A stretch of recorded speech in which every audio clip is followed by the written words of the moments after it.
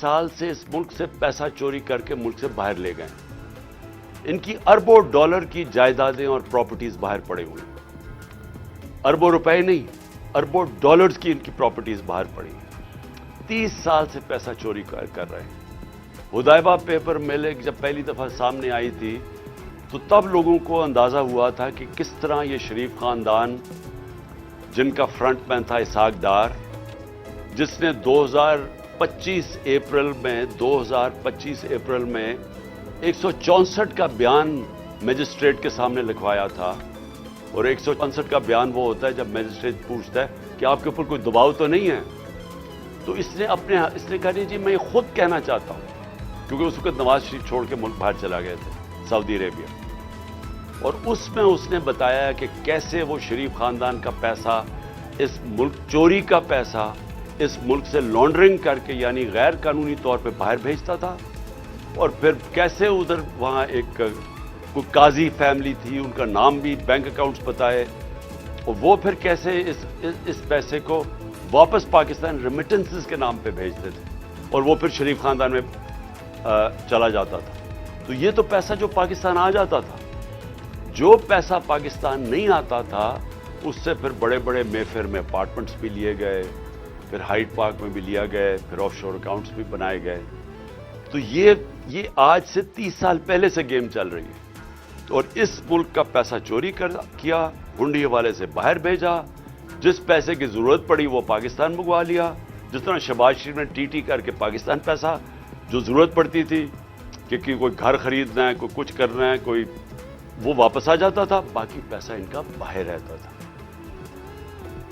अब इन लोगों का जिनका पैसा बाहर पड़ा हुआ है, इनको कोई फर्क नहीं पड़ेगा पाकिस्तान डिफॉल्ट करेगा।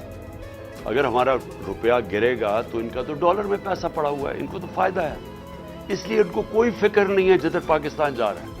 जिन लोगों का जीना मरना पाकिस्तान में है, उनके लिए ये बड़ा तशवीशनाक है कि अगर मुल्क के डिफॉल्ट की तरफ चला गया, ये सारे हम जो पाकिस्तान में रहने वाले हैं, ये हम सबको बहुत बड़ा नुकसान होने वाला है। इससे ये होगा कि कोई बाहर से इन्वेस्टमेंट पाकिस्तान में नहीं आएगी। जो हमारे अपने पाकिस्तानी भी पाकिस्तान में इन्वेस्ट करना चाहते हैं, वो क्यों अपने डॉलरों को रुपए में कन्वर्ट करेंगे जब रुपया गिरता जा रहा है और उनको खौफ है कि आगे और गिरेगा। तो किसी ने अपने वो डॉलरों में पैसा रखे, वो क्यों कारखाने लगाए, कोई क्यों प्रॉपर्टीज पाकिस्तान में लगे। तो इसके बहुत दूर के असरात पड़ेंगे, मनफी असरात हमारे मुल्क पर पड़ेंगे। तो लिहाजा मैं अपनी पाकिस्तानी कौम के लिए आज ये चीज़ें रखना चाहता हूँ कि ये हमारे जो हालात हैं, हमारी सारी कौम को समझना चाहिए कि ये हमारे मुल्क से क्या हो रहा है। मैं सबसे पहले आपके सामने ये अदाद व शुमार रखना चाहता हूँ। मैं चाहता हूँ कि मेरी सारी कौम ये पहले देख ले कि जब हमें ये पाकिस्तान मिला था 2018 को, तो पाकिस्तान की तारीख का सबसे बड़ा बैरूनी मुल्क खसारा था करंट अकाउंट डेफिसिट 20 अरब डॉलर का। कभी इस मुल्क की तारीख में इतना बड़ा खसारा कोई छोड़ के नहीं दिया। और ये जब खसारा छोड़ के गए तो मैं आपको एक चीज़ समझाना चाहता हूँ। मेरी कोशिश ये है कि मैं अपनी कौम को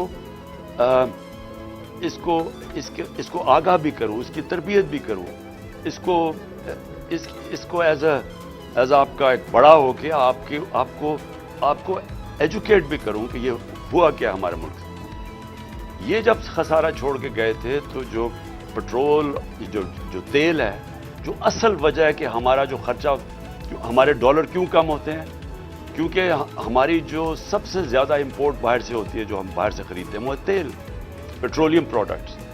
तो इनके दौर में तकरीबन आधी कीमत थी तेल की आलमी मंडी में। जब हमारी बारी आई तो ये समझ जाएं कि ये तेल की कीमत, ये जो कोरोना से कि जब कोरोना की वजह से सप्लाई शॉर्टेजेस हुए हैं, तो हमारे दौर में आखिरी वक्त पे 103 डॉलर से तेल गया 115, 20 डॉलर तक भी पहुंचा। तो जब तेल बढ़ता है तो फिर हमारी इंपोर्ट्स बढ़ जाती हैं, इंपोर्ट्स बढ़ती हैं, डॉलर्स हमारे ज़्यादा खर्च होते हैं, डॉलर कम हो जाते हैं। डॉलर जब कम होते हैं तो रुपए के ऊपर प्रेशर पड़ता है और हमारे रिजर्व पे प्रेशर पड़ता है। जो खौफनाक बात क्या है कि हमारी एक्सपोर्ट्स गिरनी शुरू हो गई है। जो हमारी एक्सपोर्ट्स बढ़ रही थी और जो रिकॉर्ड पे पहुंची थी, اور ہمارا خیال تھا کہ اگر ہم رہتے تو وہ 38,000 ارب ڈالر پہ پہنچ جانی تھی. وہ اب ہر مہینے 18% ایکسپورٹس پاکستان کی گر رہی ہیں.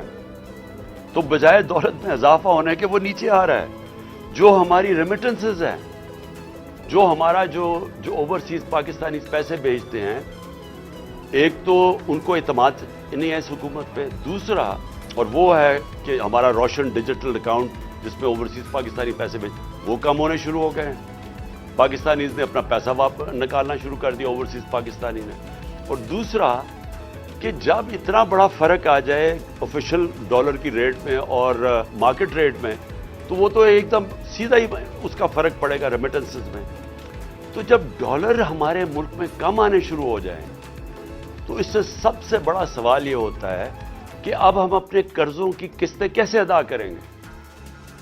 اگر ہم جو کوشش پوری پالیسی تھی کہ ڈالرز ہمارے بڑھیں، ریمیٹنسز بھی آئیں اور ایکسپورٹس ہماری بڑھیں جو بڑھ رہی تھی، اور پھر ہماری کوشش یہ تھی کہ آئی ٹی کی ایکسپورٹس بڑھائیں جو 75% ہم نے بڑھائی تھی، جو فیوچر ٹیکنالوجی کا ہے.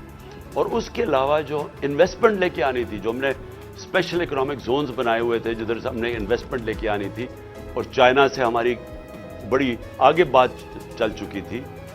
بدقسمتی سے چائنا نے 2 سال پھر سے بند ہو گیا چائنا. تو وہ چائنا آنا جانا ہی ناممکن ہو گیا، ان کی جو کوارنٹین لاز ایسے تھے. تو جو ہم نے ان سے اپنی اسپیشل اکنامک زونز میں انویسٹمنٹ کروانی تھی، اس نے بھی ہمارے ڈالر کی انٹیک بڑھانی تھی. تو اب نہ انویسٹمنٹ آ رہی ہے، ایکسپورٹس ہماری نیچے جا رہی ہیں، ریمیٹنسز ہماری نیچے جا رہی ہیں، ڈالرز ہمارے کم ہو رہے ہیں، قرضے ہمارے بڑھتے جا رہے ہیں. تو کس نے ادا کرنی؟ آج جدھر پاکستان کھڑا ہے، ہم یہ کیسے قسطیں ادا کریں گے؟ اور یہ میں پھر سے اسی پہ آ گیا ہوں کہ مجھے آج کیوں خطرہ ہے، کیوں ہماری طرح کے لوگوں کو خطرہ ہے اور فکر پڑی ہوئی ہے، اور کیوں ان کو نہیں فکر. میں سب سے پوچھتا ہوں، اپنی اسٹیبلشمنٹ سے پوچھتا ہوں، اپنے ہر طبقے کے پاکستانی سے پوچھتا ہوں کہ کیا آپ کو فکر نہیں ہے کہ آپ پاکستان کدھر جا رہے ہیں؟